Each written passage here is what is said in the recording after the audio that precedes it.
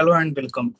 आज का जो क्वेश्चन है वो है कि कैसे एक स्ट्रिंग को ऑब्जेक्ट में कन्वर्ट किया जाए की वैल्यू पेयर में। तो ये इस क्वेश्चन के बेसिस पे आगे आपको 2-3 क्वेश्चन और मिलेगा जो बहुत इंपॉर्टेंट है। तो इस क्वेश्चन को समझना बहुत जरूरी है। तो मैं ये कहना चाह रहा हूँ कि ये हेलो है, ठीक है। मतलब ये ऐसा क्वेश्चन भी डायरेक्टली भी इंटरव्यू में पूछा जाता है।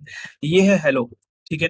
तो हेलो में एच ELLOTHERE ये कितने टाइम्स आया है, तो इसको ऑब्जेक्ट में कन्वर्ट करना है। एच अगर 1 है तो 1 टाइम, ई अगर 3 टाइम है, 1 2 एंड 3 तो 3 टाइम, और HR।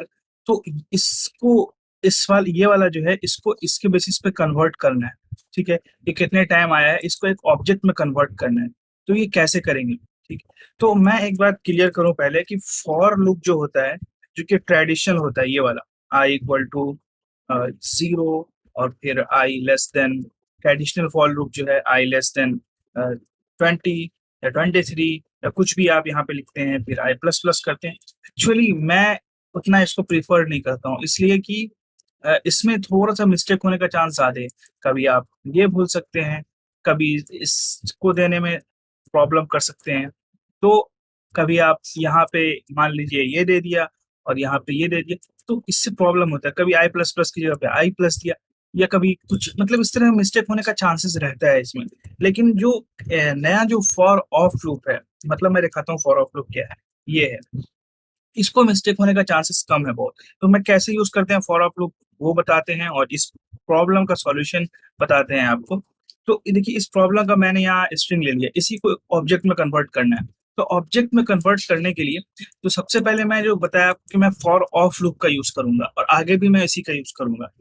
तो देखिए, ये लेट है, तो लेट में कैर सबसे पहले क्या करेंगे कि अगर जिस ऑब्जेक्ट में कन्वर्ट करना है, उस ऑब्जेक्ट का बेसिकली उसको उस ऑब्जेक्ट को डिसाइड पहले डिसाइड करेंगे, और उसको डिक्लेयर कर देंगे, और डिक्लेयर कर देंगे कौन सा ऑब्जेक्ट है, ठीक है। तो सबसे पहले देखिए, सबसे पहले है वो है कैर्स, ठीक है ना। तो ये कैर्स ऑब्जेक्ट है, क्या है, कैर्स ऑब्जेक्ट है। इसमें हमको बेसिकली कन्वर्ट करना है इस स्ट्रिंग को।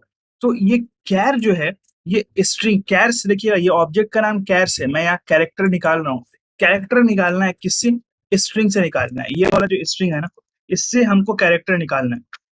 तो मैंने यहाँ लिखा कि मुझे इस स्ट्रिंग से हर एक कैरेक्टर निकालना है। उसके बाद फॉर ऑफ लूप में क्या करते हैं, ये तो हो गया मेरा फॉर ऑफ लूप, मतलब इस स्ट्रिंग से वर्ड बाय वर्ड कैरेक्टर निकालेंगे। अब कैसे निकालेंगे वो दिखाते हैं आपको। लेट अस सपोज इस क्वेश्चन के लिए है, मैं एक इफ कंडीशन लिखूंगा, और इफ कंडीशन में मैं लिखूंगा कैर्स, ठीक है। नॉट, मैं नॉट लगा रहा हूँ। आप कंडीशन को बदल भी सकते हैं, मैं सिर्फ आपको घुमाने के लिए, दिमाग लगाने की मैं लगा रहा हूँ। कैर लिखा, कैर जो है ये वाला कैर है। अब उसके बाद मैं समझा दूंगा, लिखता हूँ पहले कोड। तो ये है कैर्स, ये है कैर, आप समझिएगा इसको ध्यान से। अब यहाँ हो गया 1, ठीक। एल्स में मैं गया, एल्स पार्ट में, कि अगर प्रेजेंट ऑलरेडी है, अगर प्रेजेंट है तो मैं एल्स पार्ट में गया, ये क्यों, ठीक है। एल्स पार्ट में गया, अगर ऑलरेडी प्रेजेंट है तो मैं लिखा यहाँ कैर्स, और यहाँ लिखा कैर, ठीक है। अब यहाँ जब कैर लिखा मैंने, तो यहाँ लिखा कैर, ठीक है। सॉरी, इसको यहाँ सिंपल ना लिख करके ऐसे लिख दिया जाए, ठीक। तो अब मैं यहाँ आपको बता रहा हूँ मैं क्या करना चाह रहा हूँ। अगर इसका आउटपुट देखेंगे, पहले आउटपुट चेक कर लेते हैं आ रहा है कि नहीं। तो मुझे ये आउटपुट देखना है कि क्या कैर्स में ऑब्जेक्ट फॉर्म में आ गया मेरा स्ट्रिंग। तो मैं यहाँ देख लेता हूँ। तो मैं, सॉरी, कैर्स क्या हो गया, क्या, तो कैर्स में ऑब्जेक्ट फॉर्म में आ गया कि नहीं। तो मैं यहाँ अगर जाके देख, ये देखिए मेरा ऑब्जेक्ट फॉर्म, इसके ऊपर ध्यान मत दीजिएगा, ये वाला देखिए, ये ऑब्जेक्ट फॉर्म में आ गया। आगे जिस तरह से मैं चाह रहा था, आगे H1 time, E3 time, L2 time, ठीक है। तो ऑब्जेक्ट फॉर्म में आ गया। अब मैं समझता हूँ इसको कि ये हो क्या रहा है बेसिकली। देखिए, एक स्ट्रिंग है, जो मैं यहाँ, जो ये वाला जो स्ट्रिंग है, उसमें से सबसे पहले कैरेक्टर आ रहा है। क्या आ रहा है, कैरेक्टर आ रहा है। कैरेक्टर आने के बाद जो है इसमें जा रहा है, कहाँ, कैरेक्टर आने के बाद इस ये जो ऑब्जेक्ट है ना, इसके अंदर जा रहा है, और इसके अंदर जा करके कैरेक्टर जो है चेक कर रहा है कि एच आया, एच चेक किया कि है कि नहीं है। अगर नहीं है तो फिर इस लूप के अंदर जाएगा और इसमें असाइन करेगा 1। इसी तरह से ई आया, तो फर्स्ट टाइम में ई इसके अंदर नहीं है, तो इस लूप के अंदर जाएगा और असाइन करेगा 1। फिर एल आया, फर्स्ट टाइम में इसके अंदर जाएगा एल, अभी तो इस ऑब्जेक्ट के अंदर नहीं है, तो एल जब यहाँ पे आया तो चेक किया तो नहीं है, तो इसके अंदर जाएगा और 1 असाइन करेगा। फिर जब एल आएगा सेकंड टाइम में, तो जब जाकर चेक करेगा कि फिर एल आया यहाँ, कैर्स ऑफ एल इसमें है कि नहीं, तो देखिएगा कि हाँ है। क्या है, पहले से एक एल है, तो फिर ये एल्स पार्ट में आएगा, इस लूप के अंदर नहीं जाएगा, एल्स पार्ट में आएगा, कहेगा कि इसमें +1 कर दो, तो एल क्या हो जाएगा, 2 हो जाएगा। इसी तरह ओ आएगा, ई आएगा, देखिए ई यहाँ थर्ड टाइम जब आएगा, तो थर्ड टाइम आकर चेक करेगा, ई आया है तो कहा कि है, तो ई पहले से 2 है, तो थर्ड टाइम में जब आएगा तो यहाँ और उसको 1 से इंक्रीज कर देगा, तो क्या हो जाएगा, 3 हो जाएगा। तो समझ में आया होगा कि ये for loop, for of loop कैसे वर्क करता है, और मैं इस प्रोग्राम को कैसे एक स्ट्रिंग को ऑब्जेक्ट में की वैल्यू पेयर के फॉर्म में कैसे कन्वर्ट कर सकता हूँ। आपको ये समझ में अच्छे से आ गया होगा। ठीक है, अब मैं आपको दिखाता हूँ इसको कंडेंस करके। मैं इस कोड को यहाँ रहने देता हूँ, इसको डिस्टर्ब नहीं करता, कि आपको समझ में आपको ये आप नोट डाउन कर सके। ये देखिए, ये मैं एक नया लूप बना रहा हूँ, फॉर ऑफ लूप भी है, सेम है।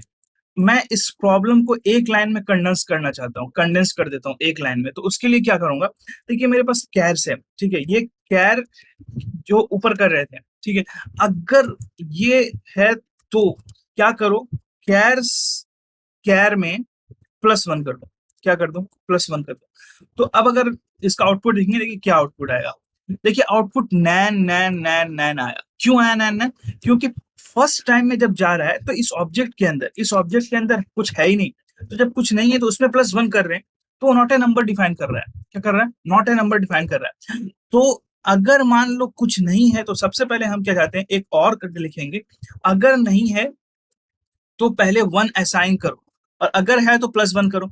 अब जाके देखेंगे तो देखिए सही हो जाएगा, देखिए सही हो गया। ठीक है, अब ये वैल्यू सही आ गया। तो ये था किसी भी स्ट्रिंग को ऑब्जेक्ट फॉर्म में की वैल्यू पेयर में कन्वर्ट करने का, मतलब रियली इंपॉर्टेंट है।